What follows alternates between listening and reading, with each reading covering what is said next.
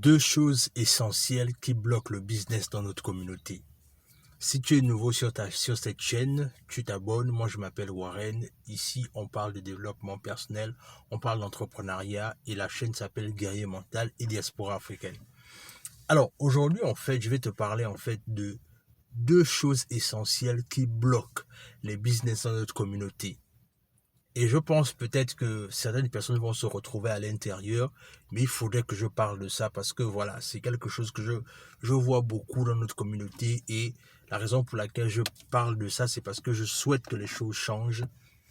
Alors, le truc, c'est que vous savez, quand quelqu'un décide de se lancer dans l'entrepreneuriat et qu'il décide d'entreprendre et qu'il décide, pourquoi pas, de résoudre un problème immédiat dans l'environnement dans lequel il se trouve, la plupart du temps, malheureusement, c'est que déjà, c'est pas facile de vouloir résoudre un problème. Mais en même temps, quand tu décides de résoudre ce problème-là, souvent tu fais face à beaucoup de difficultés, tu fais face à des challenges. Parfois, il y a des choses qui ne sont pas au rendez-vous. Et parfois, ces choses qui ne sont pas au rendez-vous, là, si tu ne fais pas attention, malheureusement, parfois également, ça peut faire en sorte que tu te décourages si tu n'es pas fort mentalement et du moins, si tu n'as pas fait tes exercices en ce qui concerne le fait de préparer ton mindset aux difficultés, tout ce qui va avec. Mais le truc, c'est qu'en même temps aussi, il y a deux choses qui vont faire en sorte que le business ne progresse pas dans notre communauté parce que, vous savez, la plupart du temps, quand on décide de lancer une activité, par exemple, et que on réalise que dans la communauté, le problème qu'on veut essayer de résoudre est immédiat, déjà, on fait face à deux catégories. Les premières personnes qui vont nous empêcher, quelque part, de façon directe ou indirecte, autant pour moi, de vouloir nous lancer, ce sont les Asiatiques, c'est-à-dire les Chinois ou encore même les Pakistanais, parce que eux, ils sont déjà en train de résoudre le problème que nous, on veut résoudre dans notre communauté. Voilà pourquoi on voit souvent parfois les gens qui vendent les produits africains, ce sont ces gens-là, en fait. C'est-à-dire que ce sont ces personnes-là qui n'ont jamais même goûté les produits africains, qui ne mangent même pas les produits africains, mais qui décident, pourquoi pas, de se dire que, ok, on va résoudre le problème des Africains, même si on n'est pas africain, mais à partir du moment là où on sait qu'ils ont l'argent et qu'ils vont venir payer, de toute façon, on va résoudre ce problème-là. Et c'est la raison pour laquelle souvent, moi dans ma ville ici, je vois souvent, ce sont les Asiatiques qui vendent en fait les produits de mèche, les produits de beauté des femmes africaines en fait. Et tu te poses la question, mais pourquoi est-ce que les choses se passent ainsi? Comment est-ce que ça c'est possible? Et comme je disais, le truc c'est quand quelqu'un de notre communauté décide de se lancer pour résoudre un problème, il fait face d'abord à cette concurrence-là déjà, qui n'est pas, c'est-à-dire malheureusement cette concurrence-là est plus soudée parce qu'elle travaille ensemble. Et du coup, c'est pas facile pour le gars de notre communauté qui veut également lancer un business. Déjà, il fait face à cette concurrence-là. Et la deuxième catégorie de concurrence à laquelle qu'il fait face autant pour moi, ce sont les gens de notre propre communauté. C'est-à-dire les intellectuels. Ce qu'on va dire les soi-disant intellectuels, on va dire ça comme ça.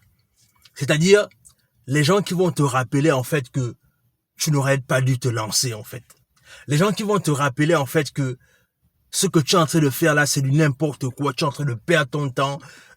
Tu n'iras nulle part avec ça. Il faut que tu arrêtes tes conneries là. Il faut que tu arrêtes tes bêtises en fait. Et la plupart du temps, vous voyez, c'est comme dans un combat de boxe. C'est-à-dire, pour que tu te battes, pour que tu combattes en fait, tu as deux mains, n'est-ce pas? Tu as deux mains pour combattre. Mais le truc, c'est que si déjà la première main, c'est celle-là que tu combats les Pakistanais avec, c'est-à-dire que les Pakistanais, tu es en train de combattre les Chinois et tout ce qui va avec, mais le truc, c'est que tu ne pourras pas être efficace parce que la seconde main qui te reste, en fait, c'est celle avec laquelle tu combats tes propres frères. C'est-à-dire toutes les personnes qui vont t'empêcher de vouloir te lancer. En fait, toutes les personnes qui vont te décourager, qui vont parfois même te donner des discours intellectuel, bien fondé en te disant que non, je te montre les indicateurs que ton business ne va pas marcher. N'essaye même pas, ne te lance même pas parce que tu vas échouer brillamment. Et du coup, à un moment donné, voilà pourquoi l'entrepreneur, parfois, c'est celui-là qui se sent seul, en fait, qui se sent abandonné, qui se sent, on va dire ça comment, qui se sent incompris dans sa propre communauté parce que beaucoup de personnes ne vont pas le comprendre. Et du coup, ce qu'il fait, c'est qu'il va finir par s'isoler, en fait. Et vous savez, en vous parlant de ça, j'ai discuté avec un de mes mentors et il m'a justement évoqué justement cette situation, en fait. Là où l'entrepreneur parfois va se sentir seul, va souvent se sentir esselé, va souvent se sentir incompris, malheureusement, parce que quoi? Tout ce que lui veut simplement faire, c'est résoudre un problème. Mais l'autre problème aussi, quelque part aussi, c'est le fait que les mêmes personnes qui vont le combattre, ce sont les gens de sa propre communauté.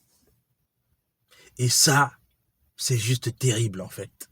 Quand on arrive à ce niveau-là, en fait, là où, en fait, on arrive au niveau là où les gens qui te combattent, au lieu de t'encourager, au lieu de s'associer ensemble pour combattre d'autres communautés, pour faire le poids, non. Ce qu'ils vont faire, c'est qu'ils vont te décourager.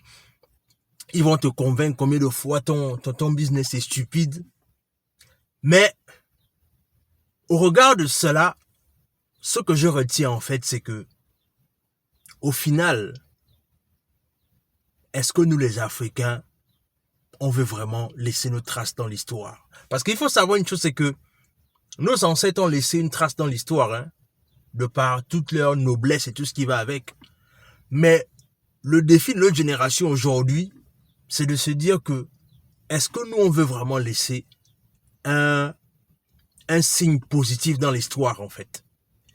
Et si on veut vraiment laisser un signe positif dans l'histoire, malheureusement, beaucoup ne comprennent pas toujours que la nécessité de s'unir reste le seul moyen par lequel on va y arriver, en fait. Et dans mon discours n'a jamais changé. C'est-à-dire que même si je peux progresser dans certaines de mes activités avec mon partenaire, mais le truc, c'est que je comprends la nécessité pour nous de se dire que la force ne réside que dans l'union. Et tant qu'on ne va pas comprendre cela, les autres vont continuer à s'unir. Et qui va payer les frais? C'est nous qui allons payer le fort tribut, en fait. Parce qu'on ne comprend pas cela. Et comme a dit quelqu'un la dernière fois, je reste convaincu d'une chose, c'est que le réveil de l'Afrique ne se fera pas forcément par le plus grand nombre, mais ça va se faire par une poignée de personnes qui va décider de tirer les autres vers le haut. Les États-Unis, que tout le monde est en train d'aduler aujourd'hui, ne doit son essor qu'à une poignée de jeunes qui avaient décidé de se lancer et de créer les États-Unis, en fait. C'était une poignée de jeunes. C'était pas forcément toute la masse, non. C'était une poignée de jeunes leaders qui avaient décidé de créer les États-Unis. Et aujourd'hui, tout le monde regarde les États-Unis, acclame les États-Unis, reconnaissent la force des États-Unis. Mais alors que c'est parti de sous la base de quelques jeunes qui ont décidé de s'associer pour travailler ensemble.